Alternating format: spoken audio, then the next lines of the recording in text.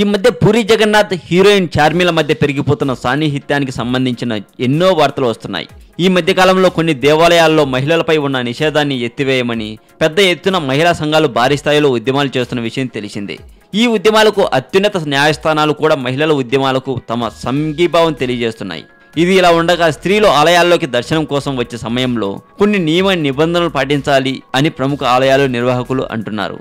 అయితే ఈ విషయాలపై కూడా తమ వస్త్రధారణపై ఆంక్షలు ఎందుకు విధిస్తారో అంటూ చాలా మంది మహిళలు సంఘాలు ఈ విషయంపై కూడా ఉద్యమాలు చేస్తున్నాయి. ఈ ఉద్యమాలకు చాలా మంది టాప్ మహిళా సెలబ్రిటీలు తమ మద్దతు తెలియజేస్తున్నారు కూడా. ఈ నేపథ్యంలో చార్మి సోషల్ మీడియాలో పోస్ట్ చేసిన కొన్ని ఫోటోలు వివాదానికి కారణమవుతున్నాయని చెప్పొచ్చు. ప్రస్తుతం చార్మి పోర్చుగల్లో పూరి జగన్నాథ్ బాలకృష్ణతో తీస్తున్న లేటెస్ట్ సినిమా షూటింగ్కు తన సలహాలు ఇస్తూ పోర్చుగల్లో సందడి చేస్తుంది. అయితే పనిలో పనిగా చార్మి పోర్చుగల్లోని ఒక గురుద్వారాన్ని సందర్శించింది. ఆ ఫోటోలను తన ఫేస్బుక్లో షేర్ చేసింది. అయితే ఎంత పవిత్రమైన గురుద్వారా ప్రాంతంలో చార్మి మోకాళ్ళ వరకు మాత్రమే వేసుకున్న డ్రెస్తో పోజులు ఇస్తూ ఫోటోలు తీయించుకున్న నేపథ్యంలో వివాదాలకు కారణమవుతుంది.